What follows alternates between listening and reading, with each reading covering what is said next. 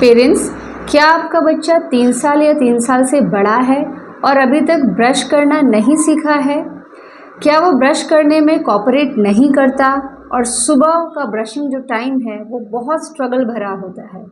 अगर ऐसा है तो ये वीडियो आज आपके लिए ही है। हेलो एवरीवन, नमस्ते। स्वागत है आपका हमारे यूट्यूब चैनल स्वावलंबन पे। मैं आराधना पाठक, एक प्राउड ऑटिज्म मदर और एक स्पेशल एजुकेटर। पेरेंट्स, आज हम इस वीडियो में बात करेंगे कि कैसे घर पर ही रहकर आप अपने बच्चों के ओरोमोटर इश्यूज़ के ऊपर काम कर सकते हैं। पेरेंट्स, इस वीडियो में हम बहुत सारे ऐसे टिप्स शेयर करेंगे जिससे कि बच्चे का जो ब्रशिंग टाइम है वो बहुत स्मूथ हो पाए और बच्चा आसानी से आपके साथ ब्रश कर पाए। इसीलिए वीडियो को आप स्किप ना करें, डिटेल में आप वीडियो देखें ताकि कोई भी स्टेप मिस ना हो, क्योंकि हमारे बच्चों के साथ एक चीज़ से दूसरी चीज़ जुड़ी हुई होती है। अगर आप वीडियो को स्किप करके देखते हैं तो आपको पूरी बात समझ में नहीं आएगी। सो वीडियो को पूरा देखें। पेरेंट्स, अगर आपको हमारी वीडियो इन्फॉर्मेटिव लगती है, उससे आपको थोड़ा बहुत भी अगर फ़ायदा पहुंचता है तो प्लीज़ वीडियो को लाइक करें और अगर चैनल पे आप नए हैं तो सब्सक्राइब करना ना भूलें। अपने फ्रेंड्स और रिलेटिव से हमारी वीडियो को शेयर करें ताकि अगर कहीं भी किसी भी बच्चे को इस वीडियो की ज़रूरत है तो उस तक ये वीडियो पहुंच सके। तो आइए शुरू करते हैं। ब्रशिंग स्किल सीखते समय हमें 2 चीज़ों का ध्यान रखना है। पहला है प्रिपरेशन और दूसरा है एग्जीक्यूशन। ब्रशिंग सिखाते समय हमें पहले प्रिपरेशन करनी है। किन किन चीज़ों की प्रिपरेशन करनी है जिससे कि बच्चा आसानी से आपके साथ ब्रशिंग कर सके, वो कंप्लायंस शो करे, कोऑपरेटिव हो और ज़्यादा स्ट्रेसफुल ना हो उसके लिए ब्रशिंग। तो आइए बात करते हैं कि सबसे पहले हमें किन चीज़ों की प्रिपरेशन करनी है। पहला पॉइंट है selection of tooth brush. Tooth brush कैसा होना चाहिए? अब क्योंकि हमारे बच्चे छोटे हैं, थोड़ा सा वो बाहरी दुनिया से कम इंटरेक्ट करते हैं, तो बच्चों का ब्रश उस हिसाब से होना चाहिए। उनका ब्रश बहुत ही अट्रैक्टिव, आई कैची और बहुत सॉफ्ट, जिसके ब्रिसल्स हों और जो होल्ड करने में आसान हो। उनका ब्रश उनके हिसाब का होना चाहिए। अगर बच्चे को ब्रिसल्स वाले ब्रश से, जैसे 2-3 साल के बच्चों के लिए जो ब्रिसल्स वाले ब्रश आते हैं, उससे हमारा बच्चा अगर ब्रश नहीं करना चाहता तो हम लोग सिलिकॉन वाले ब्रश को यूज़ कर सकते हैं। जब हमारे बच्चे इनिशियल स्टेज पे होते हैं तो वो अवॉइड करते हैं किसी भी तरह के ब्रश को। वैसे वो ब्रश को हमेशा मुंह में डालते रहेंगे, चबाते भी रहते हैं, लेकिन ब्रशिंग के टाइम पे वो उन ब्रश को अवॉइड करते हैं। तो वहाँ पे आप सिलिकॉन वाले ब्रश जो बहुत सॉफ्ट होते हैं, फिंगर ब्रश जिन्हें कहते हैं, हम उन्हें अपने फिंगर पे पहन के बच्चे को ब्रश कराते हैं, वैसे ब्रश आप यूज़ कर सकते हैं। Next point is selection of toothpaste. Toothpaste को हम सेलेक्ट करेंगे अपने बच्चे के हिसाब से। हमारे घरों में आमतौर पे जो रेगुलर टूथपेस्ट हैं वो हम लोग यूज़ करते हैं। कुछ आयुर्वेदिक जो टूथपेस्ट भी कुछ फैमिलीज़ यूज़ करती हैं और उन्हीं पेस्ट को हम अपने बच्चों के साथ भी शेयर करते हैं। लेकिन पेरेंट्स, हमारे जो रेगुलर टूथपेस्ट हैं उनमें बहुत सारे केमिकल्स या फिर कुछ ऐसे इंग्रेडिएंट्स उसके होते हैं जैसे कि मिंट है, मेंथॉल है। तो ये जो इंग्रेडिएंट्स हैं वो जब मुंह में जाते हैं तो काफ़ी कोल्ड फील होता है, बहुत ठंडा ठंडा फील होता है और उसी से हमें लगता है कि हमारा माउथ फ्रेश हुआ है। तो हमारे लिए तो वो काफ़ी कंफर्टेबल है, पर हमारे बच्चों के लिए वो जो कोल्ड टेम्परेचर चेंज हुआ उनके मुंह में, वो उनके लिए कई बार उनके अकॉर्डिंग नहीं हो सकता। फिर कुछ जो हमारे आयुर्वेदिक पेस्ट हैं उनमें पेपर मतलब काली मिर्च मिली हुई होती है या फिर क्लोव ऑयल, लौंग का तेल, ये सब मिला हुआ होता है। तो उनका भी जो फीलिंग है वो डिफरेंट तरीके की होती है। जिसे हमारे बच्चे एक्सेप्ट नहीं करते। तो टूथपेस्ट जो है, शुरुआत में आप बच्चों के साथ पेस्ट ना यूज़ करके जेल, कुछ जेल्स हमारे पास आते हैं टूथ जेल, उनको आप यूज़ कर सकते हैं, जिसकी पिक्चर आपको मैं डिस्प्ले कर दूंगी। आप उनको यूज़ करें। अब रेगुलर टूथपेस्ट में और उसमें क्या फ़र्क होता है? अब हमारे बच्चे जो हैं ब्रशिंग करने के बाद स्पिट नहीं करते, जनरली इनगल्फ कर लेते हैं। तो रेगुलर टूथपेस्ट में फ्लोराइड्स होते हैं और बहुत अदर केमिकल्स होते हैं। ट्रेडिशनल टूथपेस्ट आप शुरू में अवॉइड कर सकते हैं और बच्चों के लिए जेल्स को यूज़ कर सकते हैं। जो जेल है उसमें ऐसे कोई कूलिंग सेंसेशन नहीं होती, ना ही उसमें पेपर या फिर कोई किसी तरीके का कोई दूसरा क्लोव जैसा, ऑयल जैसा कोई भी इंग्रेडिएंट नहीं मिला होता है। और क्योंकि शुरू में हमारे बच्चे जब ब्रश करते हैं तो वो स्पिट नहीं कर पाते, उस पेस्ट को इनगल्फ कर लेते हैं, तो उसमें भी जो जेल्स हैं ये काफ़ी हद तक they are less harmful than the regular toothpaste, तो आप उन्हें यूज़ कर सकते हैं। अब क्योंकि इस जेल में लेदर नहीं बनता है, झाग नहीं बनता है। तीसरा स्टेप है डीसेंसिटाइजेशन। डीसेंसिटाइजेशन का मतलब ये है पेरेंट्स कि हमारे कुछ बच्चों में ओरोसेंसरी इश्यूज़ होते हैं और जब तक हम उनके वो इश्यूज़ को रिजॉल्व नहीं करते तो उन्हें ब्रशिंग के टाइम पे बहुत डिफ़िकल्टी होती है। तो पहला हमारा ये रोल है कि ब्रशिंग में जाने से पहले हमें उनके जो सेंसरी इश्यूज़ हैं उनको रिजॉल्व करना होगा।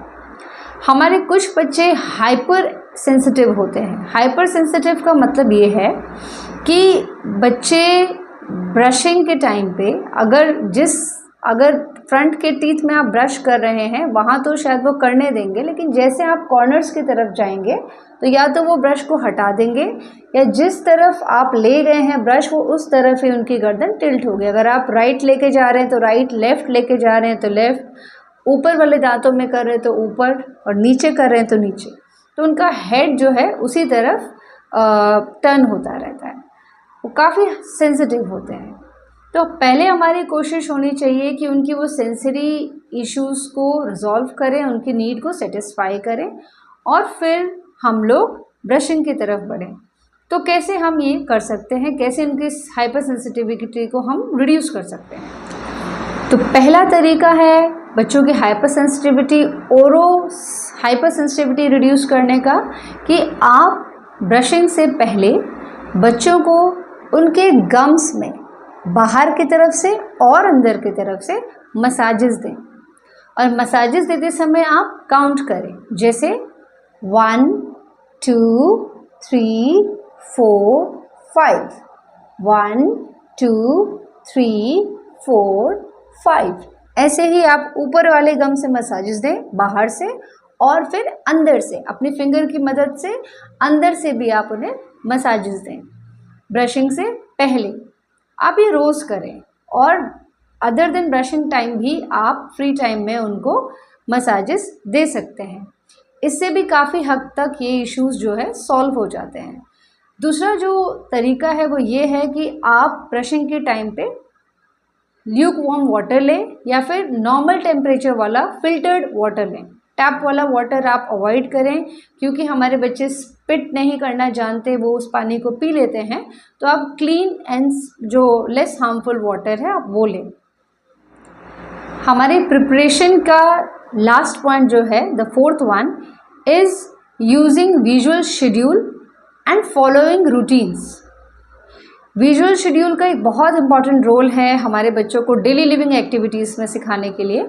आप क्या कर सकते हैं पेरेंट्स कि अपने बच्चे का ब्रशिंग टाइम का फ़ोटो, आप अगर ब्रश करवा रहे हैं तो आप अपने किसी भी फैमिली मेम्बर से कह सकते हैं क्लिक करने के लिए बच्चे के साथ ब्रश करते हुए फ़ोटो, या फिर अगर वो नहीं हो सकता तो आप उसके ब्रश और उसी के पेस्ट का एक फ़ोटो क्लिक कर लीजिए। उस फ़ोटो को आप लेमिनेट कर सकते हैं या फिर सेलो टेप से आप उसको लेमिनेट कर सकते हैं और बच्चे को ब्रशिंग का जब टाइम हो तो बच्चे को आप दिखाएं कि ब्रशिंग टाइम, लेट्स गो, ठीक है, या फिर ब्रश करने चलना है, चलो। इससे क्या होगा कि बच्चा समझेगा कि आगे क्या होने वाला है। उसको क्या करना है ये उसे पहले से ही आपने प्रिपेयर कर लिया है। दूसरा है कि एक स्ट्रक्चर्ड रूटीन, मीन्स बच्चे का जो रूटीन है वो काफ़ी पॉजिटिव होना चाहिए, स्ट्रक्चर्ड होना चाहिए। अगर बच्चा, फॉर एग्जांपल कि बच्चा सुबह उठता है, फ्रेश होता है, मीन्स सुसु पॉटी के बाद वो ब्रश करता है और उसी के बाद कोई स्नैक लेता है या ब्रेकफास्ट करता है, तो उसका शेड्यूल, उसका रूटीन ऐसे ही रहना चाहिए। Means freshen up, brush and then milk या फिर ब्रेकफास्ट। अगर आप उसके रूटीन को ब्रेक करते हैं, किसी दिन आपने बिना ब्रश के ब्रेकफास्ट करा दिया, किसी दिन आपने उससे पहले करा दिया, तो बच्चा भी उस तरीके से कोऑपरेट नहीं करता। तो आपको पहले पेरेंट्स उसके रूटीन को फिक्स करके और ख़ुद भी आपके उसके रूटीन को आपने पहले फॉलो कराना है, उसके बाद बच्चा कोऑपरेट करना सीखता है। तो ये बहुत इंपॉर्टेंट है। Next point is modelling. इसका मतलब है कि जब कभी भी आप ब्रश कर रहे हैं या आपके फैमिली में दूसरे जो मेंबर्स हैं, आपके हस्बैंड है या फिर बच्चे का कोई बड़ा भाई है, कज़न्स हैं, जब वो ब्रश कर रहे हैं तो उस समय आप उनको दिखाएं कि ये देखो पापा ब्रश कर रहे हैं या मम्मा ब्रश कर रही है।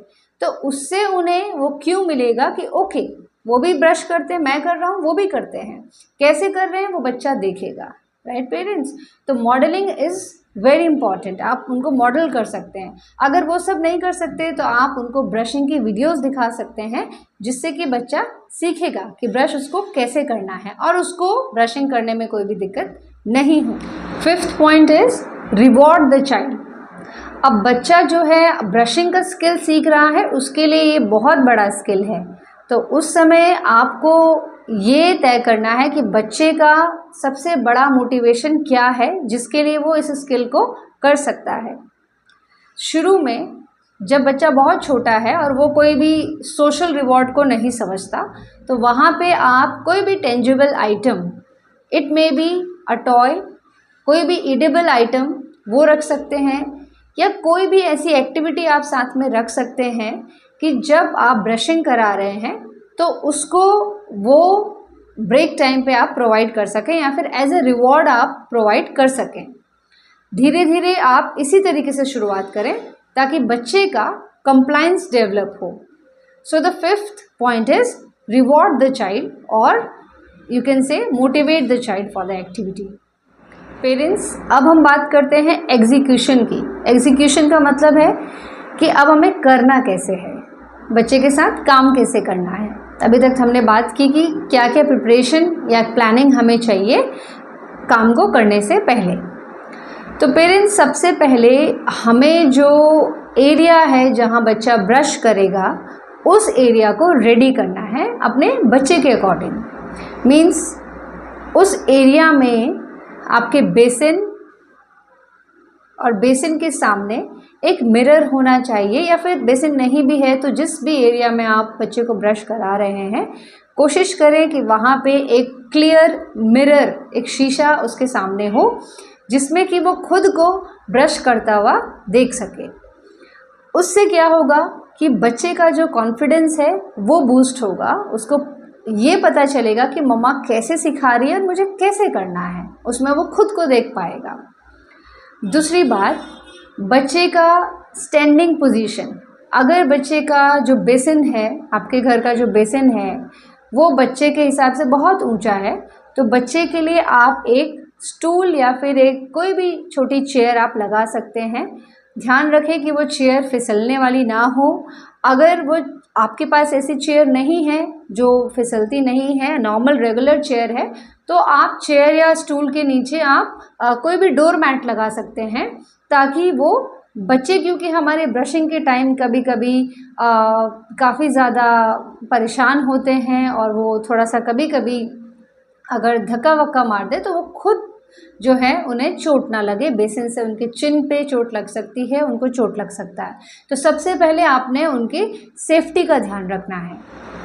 अगर आप बच्चे के साथ शुरुआत कर रहे हैं तो कुछ दिनों तक आप कोशिश करें कि बच्चे को आप पेस्ट ना लगाएं। बच्चे के साथ आप सिंपली वहाँ उस जो आपका एरिया है ब्रशिंग का, वहाँ आप खड़े हो जाएं। बच्चे को ब्रश पानी में डिप करके थोड़ा गीला करके उसको आप ब्रशिंग करना शुरू करें, और ब्रशिंग हमेशा काउंटिंग के साथ करें। फॉर एग्जाम्पल कि अगर बच्चे के फ्रंट टीथ पे आप ब्रश कर रहे हैं तो आपको काउंट करना है 1 2 3 4 5। नीचे कर रहे हैं तो पहले आप टैप करेंगे और फिर नीचे वाले टीथ पे आप ब्रश करेंगे।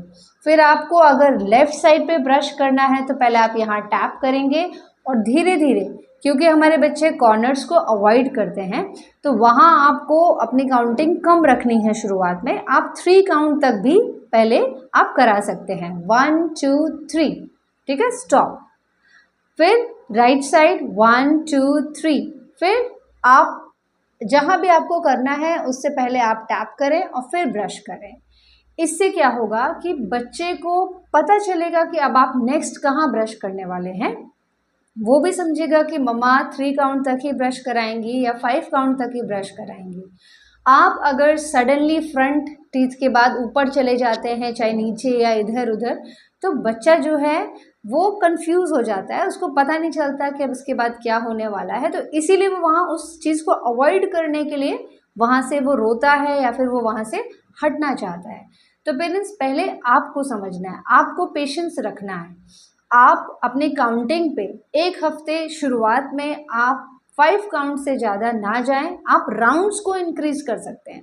फॉर एग्जाम्पल कि आपने 5 काउंट किया है फ्रंट पे, ऊपर नीचे साइड में, तो आपने एक राउंड के बाद बच्चे को उसका कोई भी फेवरेट जो टॉय है या रिवॉर्ड है या एक्टिविटी है आप वहीं पे रखिए और बच्चे को उसे अगेन 5 काउंटिंग तक करने दीजिए। जैसे बच्चा अगर कर रहा है, आपने फॉर एग्जाम्पल आपने ब्रश कराया 1 2 3 1 2 3 1 2 3 1 2 3, take this for the count of 5।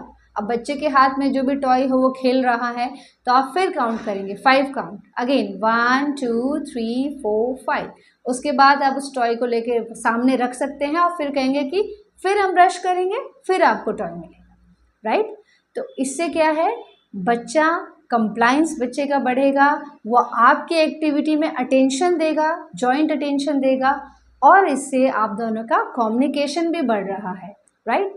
तो ब्रशिंग में सिर्फ आप ब्रशिंग नहीं कर रहे हैं, बहुत सारी चीज़ें और कर रहे हैं, ठीक है। तो आपको स्टेप बाय स्टेप चलना है, एक साथ बच्चे के साथ काम नहीं हो पाएगा। ब्रशिंग एक बहुत बड़ा स्किल है, इसे आप छोटे छोटे टुकड़ों में बांट सकते हैं, इसे कहते हैं ब्रेक डाउन द स्किल। तो आपके जो स्टेप्स हैं वो आप अपने अकॉर्डिंग रख सकते हैं या फिर अपने बच्चे के हिसाब से अपने स्टेप्स रख सकते हैं।